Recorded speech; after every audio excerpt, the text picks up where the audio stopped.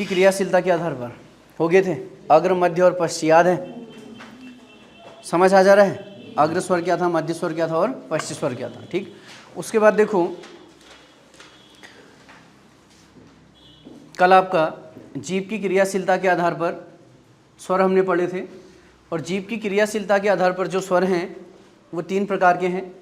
एक था आपका अग्र स्वर, एक था आपका मध्य स्वर और एक था आपका पश्च स्वर। अब अग्र स्वर, मध्य स्वर और पश्च स्वर, कौन कौन से स्वर अग्र होते हैं, कौन कौन से स्वर मध्य होते हैं और कौन कौन से स्वर पश्च होते हैं, ये मैंने आपको 2 तरीके से कल बताया था। एक तो मैंने आपको बोला था कि जिनको लिखने में हिंदी के 3 जैसे आकृति बनती है, औ को छोड़ के, वो सारे किसके अंदर आ जाते हैं, पश्च के अंदर आ जाते हैं, और अ किसके अंदर आता है, मध्य के अंदर, और शेष बचे हुए सारे किसके अंदर आ जाते हैं, अग्र स्वर के अंदर। इसके बाद देखो अगला जो वर्गीकरण है स्वरों का वो है आपका तालु की स्थिति के आधार पर, और सबसे ज़्यादा इम्पोर्टेंट आपका बनेगा तालु की स्थिति के आधार पर स्वरों का वर्गीकरण।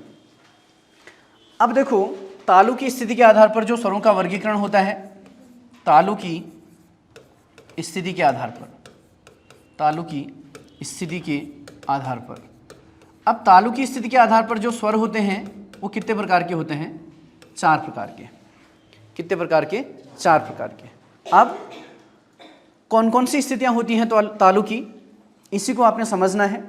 लेकिन उससे पहले थोड़ा सा एक चीज़ देखो, अगर मैं बोलूं कि हमारे मुंह की जो संरचना है, आपको पता है कि सबसे पहले अगर हम आगे की तरफ से देखें तो सबसे पहले हमारे क्या होते हैं, होंठ होते हैं। उसके बाद होंठ के पीछे हमारे क्या होते हैं, दांत होते हैं।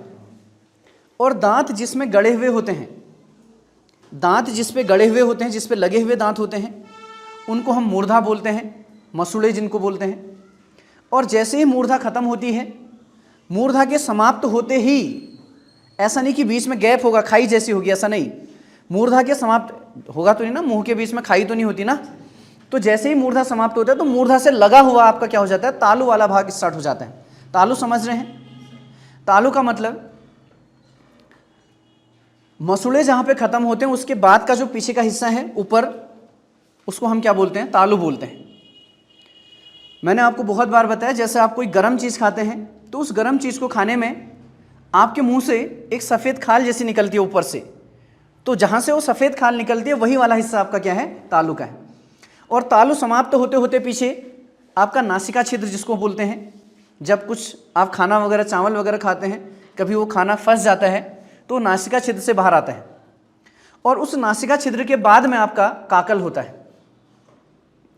तो आपने तालु की स्थिति को पढ़ना है। और तालु कहाँ से कहाँ तक है, मैंने आपको बोला कि जहाँ से मसूड़े समाप्त हो जाते हैं, मसूड़े समाप्त होते ही आपका क्या हो जाता है, तालु स्टार्ट हो जाता है। और वह तालु कहाँ तक जाता है, ऊपर अंदर नासिका छिद्र के पास तक। वो पूरा जो आकार होता है वो किसका होता है, तालु का होता है। तो उसी तालु की स्थिति के आधार पर आपने स्वरों का वर्गीकरण पढ़ना है। और तालु की स्थिति के आधार पर जो स्वर होते हैं वो कितने प्रकार के होते हैं, 4 प्रकार के। अब ये कौन कौन से 4 प्रकार के होते हैं, जरा इनको समझना है। उससे पहले मैंने आपको बोला कि तालु की स्थिति को ध्यान रखना है। सबसे पहले देखो, ये आपके क्या हैं, मान लो ये आपके दांत हैं। ये दांत जहां पे गड़े होंगे, इनके बाद ऊपर की जो स्थिति होगी, आकार जो होगा, ये किसका होगा, तालु का होगा। समझ पा रहे हैं, किसका होगा, तालु का। ठीक, ये दांत कहाँ लगे होंगे, मसूड़े पे, और इसके बाद जस्ट इसको खत्म होते ही ये भाग कौन सा होता है, तालु। यहाँ पे क्या होता है आपका नासिका छिद्र, फिर आपका क्या होता है, काकल। इनका ज़्यादा रोल नहीं है, हमने तालु को देखना है। और तालु कहाँ से शुरू होती है, मसूड़े से, जहाँ पे मसूड़े खत्म हो जाते हैं वहाँ से आपका तालु शुरू होता है, और कहाँ तक है, जहाँ पे आपका नासिका छिद्र होता है वहाँ तक।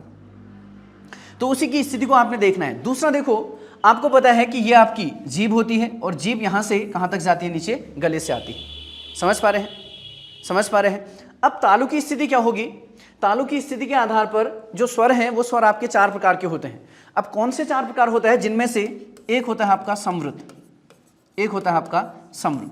अब इसका मतलब समझाऊंगा अभी, समृद्ध क्या है। दूसरा होता है आपका अर्ध समृद्ध, क्या होता है आपका, अर्ध समृद्ध। फिर होता है आपका विवृत, फिर होता है आपका विवृत, और उसके बाद आपका होता है अर्ध विवृत। अर्धविवृत। ठीक है, तो अगर आपसे कोई क्वेश्चन पूछता है कि तालु की स्थिति के आधार पर स्वर कितने प्रकार के होते हैं, तो आप बोलोगे कितने प्रकार के? 4। कौन कौन से? समृद्ध, अर्धसमृद्ध, विवृत और अर्धविवृत। के अंदर क्या है? विवृत के अंदर क्या है? अर्धसमृद्ध क्या है? अर्धविवृत क्या है? जरा समझ, रटना नहीं है भाई। अगर रटोगे तो फिर आगे अघोष है, सघोष है, अल्प प्राण है, महाप्राण है। ठीक, इससे पहले आपने पढ़ लिया, अग्र पढ़ लिया, मध्य पढ़ लिया, पश्च पढ़ लिया, फिर तालव्य होगा, कंठोष्ठ होगा, ओष्ठ होगा, कंठ होगा, मूर्धन्य होगा, तो फिर कंफ्यूजन हो जाएगा। आपने समझना है। इससे पहले की चीजों में कोई दिक्कत आ रही है आपको? ये बताओ। सारी चीजें रट रहे हो या समझ रहे हो? समझ गए हैं कैसे उनको बनाना है? आपको सिर्फ एग्जाम क्वालिफाई करना है। समझ पा रहे हैं? अब देखो, सबसे पहले मैंने आपको बोला समृद्ध का मतलब क्या होता है? बंद। विवृत का मतलब क्या होता है? खुला। अब देखो, मैंने आपको बोला कि मुंह कब खोलते हो आप? सपोज दैट आप डॉक्टर के पास गए, उस डॉक्टर ने आपकी जीभ चेक करनी है, आपका गला देखना है, तो आपको क्या बोलेगा? आ करो बोलेगा। इसका मतलब आपका पूरा मुंह क्या होगा? खुलेगा। तो विवृत का मतलब क्या है? खुला। तो विवृत का मतलब खुला है, तो इसका मतलब कब मुंह खुलता है? जब आप आ का उच्चारण करते हो। तो विवृत में क्या आ जाएगा आपका? आ। कोई कंफ्यूजन? इतना समझ गए? ठीक, तो विवृत में आपका क्या आ जाएगा? आ जाएगा। उसके बाद फिर आपका क्या आता है? अर्धविवृत। अर्धविवृत का मतलब विवृत का आधा। अर्धविवृत का मतलब क्या होता है? विवृत का आधा। विवृत का आधा। तो विवृत का आधा क्या होगा? आ का आधा क्या होता है? अ। आ का आधा क्या होता है? अ, और अ के योग से तो आ बनता है। ठीक, तो अब अर्धविवृत में क्या आ जाएगा आपका? अ आ जाएगा। क्या आ जाएगा? अ। उसके बाद अब समझना, आप 4 स्वरों को छोड़ दो। 4 स्वर मतलब ए, आई, ओ और औ। लास्ट के 4 स्वरों को छोड़ दो। जब लास्ट के 4 स्वरों को आप छोड़ दोगे तो शेष बचे हुए स्वरों को समृद्ध में लिख दो। समृद्ध में क्या हो जाएगा? छोटी। समृद्ध में क्या हो जाएगा? बड़ी। समृद्ध में क्या हो जाएगा? ऊ। समृद्ध में क्या हो जाएगा? बड़ा ऊ। और समृद्ध में क्या हो जाएगा? री। कुछ कंफ्यूजन? कोई डाउट? इतना क्लियर है? पहले क्या लिखेंगे? समृद्ध, फिर क्या लिखेंगे? अर्ध समृद्ध, फिर क्या लिखेंगे? विवृत, फिर क्या लिखेंगे? अर्धविवृत। विवृत का मतलब मुंह खुला। आप पूरा मुंह कब खोलते हैं? जब आप डॉक्टर के पास जाते हैं और डॉक्टर आपका गला चेक कर रहा है तो आपको बोलता है आ करो, तो इसका मतलब आप आ करते हैं, तो इसका मतलब आपका पूरा मुंह खुला है। तो विवृत का मतलब खुला, तो यहाँ पे पूरा मुंह खुला। अब आ का आधा, विवृत का आधा अर्धविवृत। आ का आधा क्या है? ओ। तो अर्धविवृत में क्या आ जाएगा? ओ। उसके बाद लास्ट के 4 स्वर अलग रख दो। ए, आई, ओ और औ को अलग रख दो। जब ए, आई, ओ को अलग रखोगे तो शेष बचे हुए स्वरों को यहां लिख दो। समृद्ध में क्या हो जाएगा? छोटी, बड़ी, छोटा ऊ, बड़ा ऊ और री। उसके बाद क्या होगा? देखो, अर्ध समृद्ध और अर्ध विवृत की बारी है। अब कैसे है जरा समझना। अर्ध समृद्ध में आगे क्या लगा है? अ। अर्ध विवृत में आगे क्या लगा है? अ। और ये सारे अ के योग से बन रहे हैं। समझने के लिए, अ के योग से कैसे बन रहे हैं? ए कैसे बनता है? अ और ई के योग से बनता है। ए गुण संधि में। आई कैसे बनता है? अ और ए के योग से क्या बनता है? आई। ऊ कैसे बनता है? अ और ऊ के योग से क्या बनता है? ओ बनता है। औ कैसे बनता है? अ और ओ के योग से क्या बनता है? औ बनता है। समझ रहे हैं? तो ये बचे हुए क्या आ जाएंगे? किस में आ जाएंगे? अर्ध समृद्ध और अर्ध विवृत में। एक एक करके लिख देना है।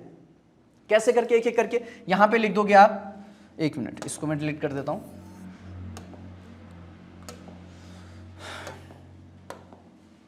ठीक, अब ए यहां पे लिख दो, एक बारी नीचे की। आई यहां पे लिख दो, ना इसको नाराज करना है ना इसको नाराज करना है। फिर किसकी बारी? ओ। अब इसको नाराज नहीं करना है, यहां पे क्या हो जाएगा? आओ, बस खत्म। तो समृद्ध, अर्ध समृद्ध, विवृत और अर्धविवृत। क्लियर हो जाएगा? तो तालु की स्थिति के आधार पर अगर आपसे पूछा जाता है कि स्वर कितने प्रकार के हैं, तो तालु की स्थिति के आधार पर आप स्वर कितने प्रकार के बोलोगे? 4। कौन कौन से? समृद्ध, अर्ध समृद्ध, विवृत और अर्धविवृत। पता चल गया कैसे बांटना है? ठीक, समझ गए हैं? ठीक। उसके बाद अगला जो स्वरों का वर्गीकरण है वो है आपका अनुनासिकता के आधार पर। किसके आधार पर? अनुनासिकता के आधार पर। ठीक, अब समझना, अनुनासिकता के आधार पर, अनुनासिकता के आधार पर। तो अनुनासिकता के आधार पर जो स्वर होते हैं वो 2 प्रकार के होते हैं। कितने प्रकार के? 2। ठीक, अब क्या होता है अनुनासिक, इसको जरा समझना।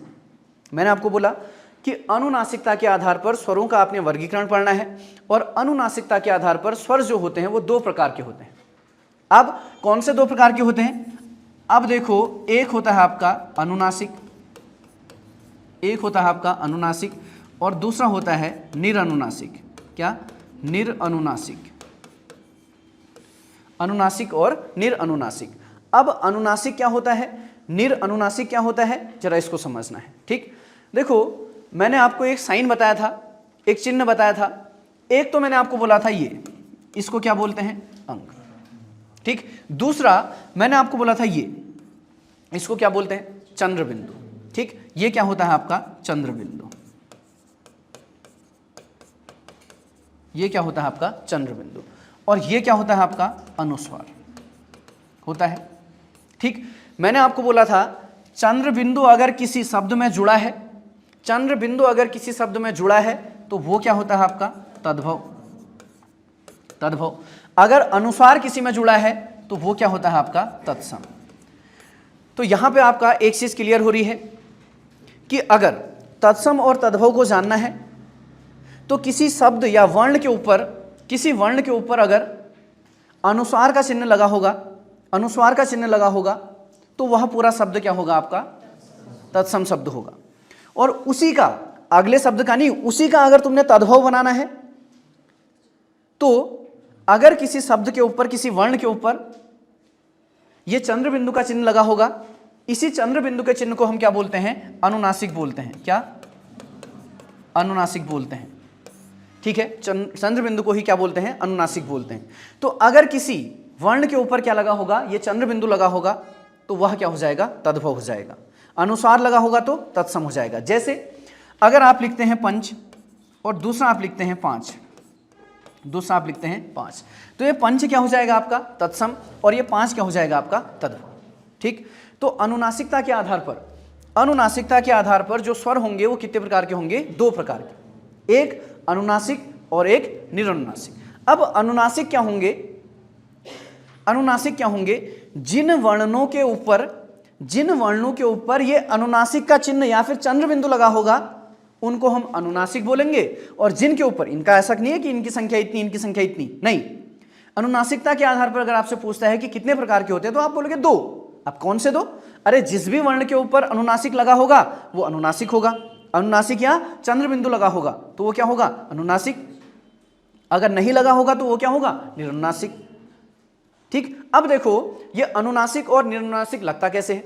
सपोज दैट आपने ओ के ऊपर लगाना है तो आप इस तरीके से लगाएंगे, अगर आपने आ के ऊपर लगाना है तो आप इस तरीके से लगाएंगे, अगर आप ई के ऊपर लगाना है तो आप इस तरीके से लगाएंगे। लेकिन आप बड़ी ई के ऊपर लगाएंगे तो बड़ी ई के ऊपर ऐसा साइन नहीं लगेगा, बड़ी ई के ऊपर क्या होगा, खाली बिंदु होगी। क्यों, क्योंकि उसके ऊपर ऑलरेडी क्या था, एक साइन था, ऑलरेडी एक चिन्ह था। तो अब वहां पे चंद्र बिंदु पूरा नहीं, अब वहां पे क्या लगेगी, सिर्फ बिंदु लगेगी। समझ गए, क्लियर हो गया। तो अनुनासिकता के आधार पर स्वरों का जो वर्गीकरण है वो कितने प्रकार का, दो, एक क्या होगा अनुनासिक और एक क्या होगा निरअनुनासिक। क्लियर, समझ गए हैं। ठीक, अगला जो स्वरों का अंतिम वर्गीकरण है, अघोष सघोष तो बाद में हम जब व्यंजन पढ़ लेंगे तो अब एक साथ करेंगे। यहां पे स्वरों का जो अंतिम वर्गीकरण है वो, वैसे तो देखो बहुत सारी किताबों में आपको ऐसा मैटर नहीं मिलेगा कि जाति के आधार पर स्वरों का वर्गीकरण, लेकिन कुछ लोगों ने अगर पढ़ा होगा तो फिर वो बोलेंगे कि नहीं ये चीज तो छूट गई। तो जाति के आधार पर स्वरों का वर्गीकरण, जाति के आधार पर, जाति के आधार पर स्वरों का वर्गीकरण, स्वरों का वर्गीकरण, वर्गीकरण या स्वरों के प्रकार। तो जाति के आधार पर स्वरों के जो प्रकार होंगे ये भी आपके कितने होंगे, दो। एक होगा आपका क्या, सजातीय, एक होगा आपका क्या सजातीय, और दूसरा क्या होगा आपका विजातीय, दूसरा क्या होगा आपका विजातीय। ठीक, अब सजातीय क्या है, विजातीय क्या है, इसको जरा समझना है। ठीक, अब देखो मैंने आपको बोला कि जाति के आधार पर स्वरों का जो वर्गीकरण है वो क्या है, दो प्रकार का है। एक होता है आपका सजातीय और एक होता है आपका विजातीय। अब सजातीय क्या होते हैं, विजातीय क्या होते हैं, जरा इनको समझना है। सजातीय का मतलब समान जाति के, जैसे सजाति के अंदर अ और आ ये क्या है, सजाती हैं। उसके बाद छोटी ई और बड़ी ये क्या है, सजाती हैं। उसके बाद छोटा ऊ और बड़ा ऊ ये क्या है आपके सजाती। समान जाति के मतलब दीर्घ संधि के जितने भी स्वर हैं वो क्या होंगे, सजाती होंगे। जैसे अ और आ, छोटी और बड़ी, छोटा ऊ और बड़ा ऊ। क्यों, क्योंकि आ जो बनता है वो किसके योग से बनता है, एक जैसे स्वरों से। एक जैसे स्वरों से मतलब और से, या फिर और आ से, या फिर आ और आ से, या फिर आ और ओ से।